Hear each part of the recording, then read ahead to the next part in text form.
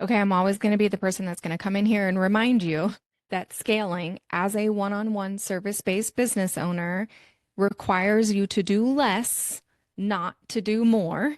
And I have a case study to prove my point today, and I'm going to about it to you right now. So we kind of like drill this into your mind. Okay, so if you are a one-on-one service-based business owner right now, who is offering done for you service work, done with you service work, and you are at a revenue plateau. And that could be different. It's different for everyone, right? I see a lot of my clients hit this plateau at like the 5 to 7 to 8K per month in revenue. They either cannot keep doing that consistently, right? They some months get 3.5, and then some months it's 7, and then some months it's 8, and some months it's 4, right? But those folks tend to be aiming for consistent 10K months. And once they reach that, they want to scale beyond 12K, 15K months and more, right? But they've been stuck on this, hamster wheel of trying to get past that plateau that they're at right now, potentially for years, right? And are wondering, what is it actually going to take to get past that? And so they've been doing research, right? You've been listening to trainings, you've downloaded freebies, you've bought programs and courses and all of the things. And the thing that you are most likely being marketed over and over and over again is, if you want to scale, you need to offer something one to many, right? You need to offer a digital course, a product, a group program, a digital offer, a template, a membership. Doesn't matter what it is, right? You could look left and be marketed to go the low priced digital offer way. You could look right and you could be marketed to do a membership and create recurring revenue way, right? It doesn't matter. The big flashing warning signs that I want going off in your brain when you see those things, is that one, learning something new and implementing and creating typically like is a great dopamine hit for a lot of service providers like us, right? If you've got any sort of neurodivergency, that the dopamine hit of something new and exciting and fresh feels really fun. And it scratches a certain itch in our brain in the best ways. And we love digging into those things. And sometimes we will explore those avenues, and we tend to put a lot of weight in them because we're being marketed, right? Like passive income and scale past your revenue plateau with low priced offers, right? Who wouldn't say yes to a $7 offer, a $27 offer, even a $197 offer, right? But what we don't realize is that we accidentally create an entirely different business model when we go down that route. So we are used to selling one to one, right? Typically, this is very relationship building. It's networking, it's referrals, I only need to have a handful of conversations in order to have an actual like sales conversation, right? In order for it to lead down the prospect journey of me having a sales conversation, sending a proposal. I don't need to have a ton of people referred my way or even in my inner circle to have those conversations.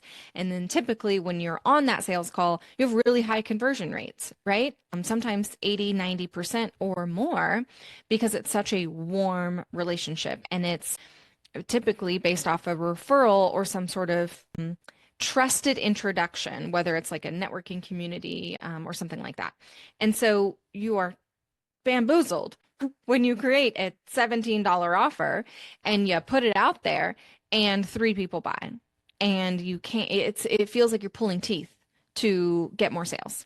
And so then you try all these other marketing tactics and you realize you're showing up in a way that you specifically didn't want to when you first started your business. You're posting on Instagram every day, you're figuring out what's the next viral reel, you're understanding the algorithm, you're starting a newsletter, maybe a podcast, a YouTube channel, right? All of the things in order to reach a broader audience. Because when your price point is so low, then you need to have more people who are aware of that thing in order for them to buy the thing. But what you don't understand is that the conversion rates don't transfer.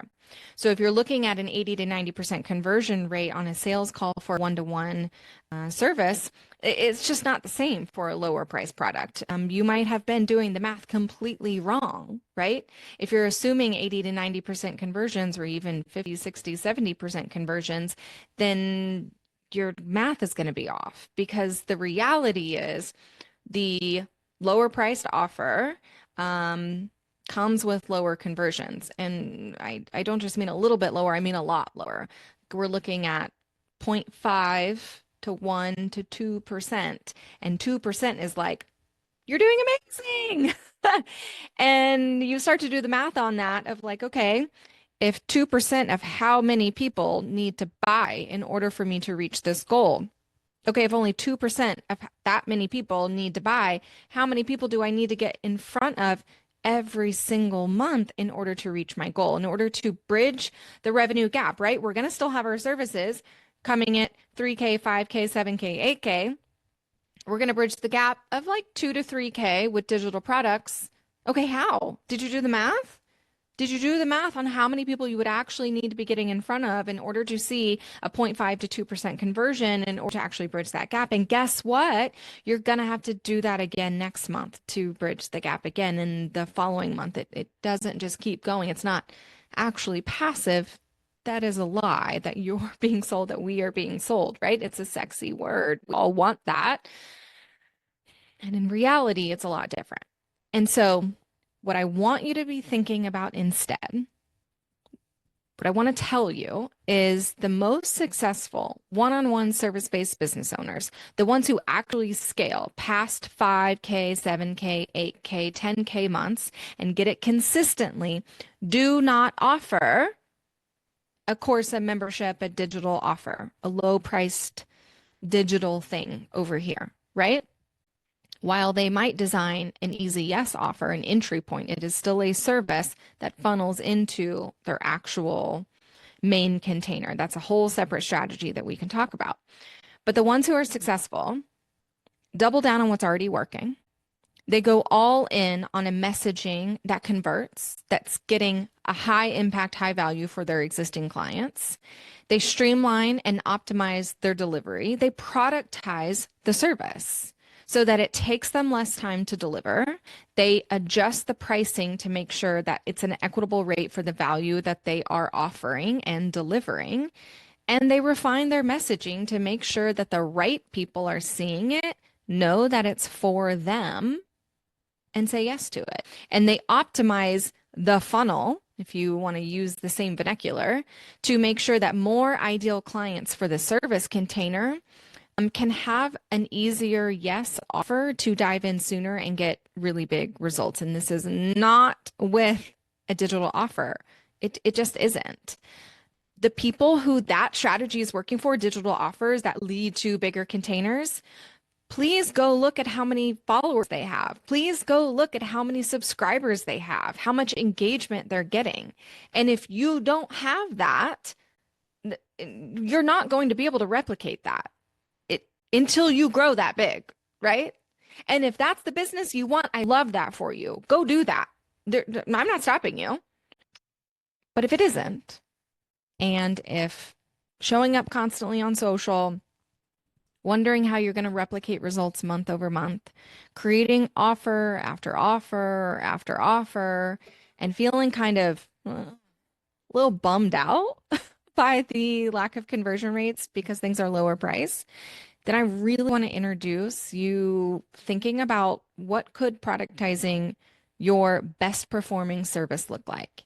And typically, when I'm having conversations with clients, it means sunsetting some of your offers so that we introduce clarity into your offer suite.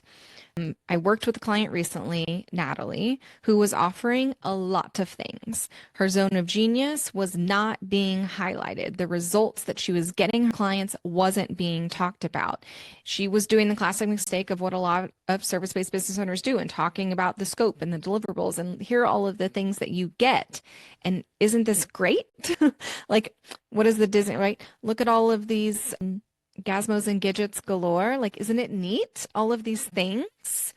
But if I don't understand how those things are going to impact my life, my business, my finances, my relationships, my whatever service that you are providing, right? If I don't understand the direct correlation and the impact, I don't understand the value. So I gave strategy and I did a completely offer audit for her and we eliminated some offers. We went all in on a bigger container of hers. We renamed it. We repositioned it. We adjusted the price point, and guess what happened? She made some sales. 2 weeks after we did the audit, she was seeing sales in this VIP container before she had even named it, our like repositioned it fully by using the name that we came up with to reposition the messaging. And what was funny is that she had a prospect that had been waffling for months about whether to join her membership or her VIP container. And when we eliminated an offer, we didn't even eliminate the membership. We eliminated a completely separate offer. It became very clear that the VIP container was what she wanted because the results were front and center, and those were the results that she wanted. It's not the fact that you can't deliver. It's that you are giving your audience and your prospects so many different avenues to achieve a mystical result that you're not talking about. So if I don't know which pathway I should choose to get the result I want, I'm not going to make a choice. I'm not. And so all of a sudden, we made it clear and we eliminated the decision fatigue. We eliminated the overwhelm and we made it super freaking clear about which container was going to get her the result that she wanted. She bought it. She bought it. The VIP one-on-one container that she had been hem-hawing about for months and was going to maybe just do the membership, the DIY version. No, all of a sudden it became crystal clear that that was the thing that she needed.